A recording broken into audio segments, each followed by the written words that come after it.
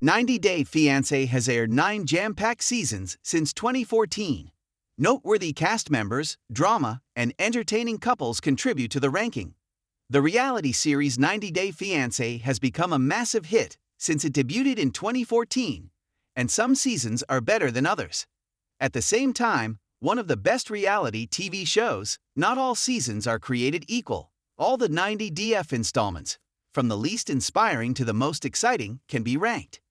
However, it's often hard to agree on which seasons of the reality TV show deserve best or worst labels. Nonetheless, the worst installment is more accessible to determine than the best. 90 Day Fiancé Season 10 is ongoing, but can still be stacked against previous seasons. When 90 Day Fiancé first aired, the international romance show took a realistic look at 4 couples. The original premise revolved around foreign fiancés and fiancées joining their American partners in the USA, thanks to K-1 visas granted them 90 days to marry. The show has since expanded into a sprawling franchise accused of moving away from realism to focus on potentially contrived 90DF drama. New iterations showcase salacious fighting, life after marriage, divorce, and dating. Arguably, 90 Day Fiancé Season 9's cast was the absolute worst. The plot lines were tired, reused, and even contrived in line with issues voiced by longtime fans in Seasons 7 and 8. Couples had apparent compatibility issues, and there was nothing new or novel other than an attempt to draw couples from a more diverse set of locations. Unfortunately, 90 Day Fiancé Season 10's cast hasn't fared much better than the previous season. While it's ongoing, Season 10 lacks the spark of past seasons. Uninspiring couples, recycled drama, and an emphasis on negativity leave viewers yearning for the authenticity and energy of earlier episodes. Some new storylines hold promise, but overall, Season 10 feels like a rehash with less humor and fewer iconic moments. The second worst season is 90 Day Fiancé Season 8. The show had moved too far from its original premise by this point. The season was focused on scripted drama rather than authentic relationships. Among the weakest plot lines was Natalie Mordovtseva's and Mike Youngquist's return, which aired repetitive drama. Meanwhile, Andrew Kenton and Amira Lalisa were a disastrous couple who never met on air before their split. During this season, Stephanie Davison shocked audiences by switching from her fiancé, Ryan Kerr, to his cousin, Harris Flowers. The Season 8 drama came across as dull and clunky. The show was also veering off course with Season 7, and viewers believed that 90 Day Fiancé was becoming more dramatic and much less relatable. However, some genuine couples salvaged the season, including Juliana Custodio and Michael Jessen, who are now unfortunately divorced. Juliana Custodio and Michael Jessen, who ended their marriage post-filming, salvaged the season. Also, sweetheart couple Anna Campisi and Mersal Mistanoglu warmed viewers' hearts.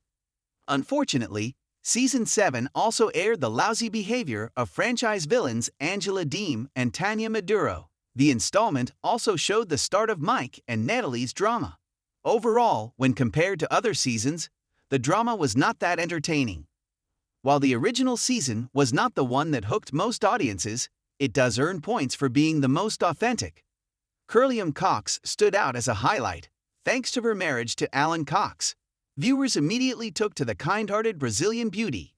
Couples Mike and Aziza Elashwe and Luis and Aya Gatone also showcased authentic relationships. Since it was the inaugural installment, there wasn't the forced drama that was prevalent in later seasons. However, Paula and Russ Mayfield were a polarizing, albeit memorable couple.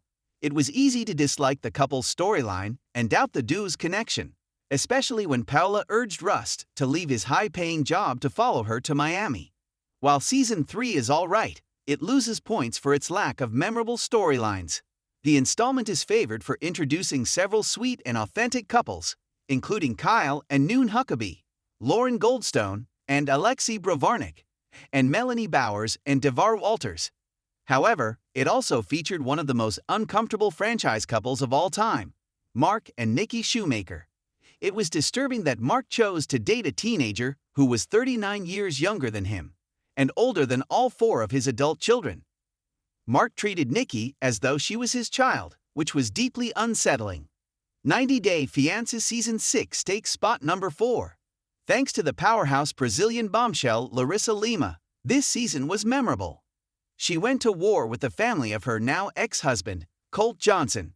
Franchise regulars Kalani Fagata and Aswilu Pula also debuted, and there was messy drama between Ashley Martson and Jay Smith. The season might have made the top 3 if it weren't for Leda Margaretha and Eric Rosenbrook. It was horrifying when Leda kicked Eric's teenage daughter out of their home, and Eric backed his new partner's decision. At number 3 is 90 Day Fiancé Season 5. It started the memorable saga of Nicole Nafsater and Azan Tefu, and was noteworthy for its excessive drama and hilarious quotes. Franchise staples, such as David Toborowski and Annie Suwan, Libby Potast and Andre Castrevet, and Molly Hopkins, were also introduced during Season 5. Molly's ex-husband, Luis Mendez, was widely disliked, and the couple aired memorable arguments. Eventually, Molly became a franchise regular known for her humorous commentary. Overall, the season was full of drama and compelling international romance stories. At number 2 is 90 Day Fiancé Season 4. Arguably, the 90 Day Fiancé Season 4 cast is the best. The critical couple is Anfisa Arkhipchenko and George Nava, who earned the unofficial title of the most explosive franchise duo ever. However, it also introduced the start of the train wreck of Nicole Nafsater and Azan Tefu and franchise staples Chantal Everett and Pedro Jimeno. Chantal and Pedro went on to star in The Family Chantal, but the couple is now divorcing.